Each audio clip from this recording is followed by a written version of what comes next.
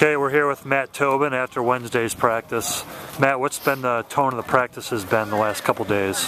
Everybody's been getting back to work, wanting to get back on our feet and try to pick this thing back up, get it back on the training tracks and rolling.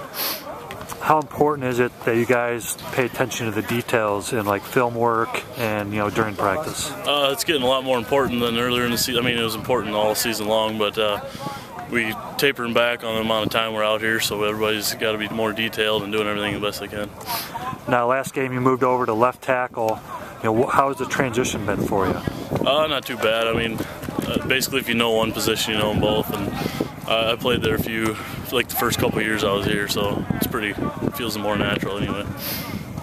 Is there, playing on the outside, is there a different technique that you need to use? Basically, you just don't have any help. In guard, you can kind of look for help inside, maybe outside every once in a while, but if you're a tackle, you're kind of on an island. What do you guys need to do offensively to be successful? Sustain drives and put them in the end zone. Finish them off, put them in the end zone, and start fast.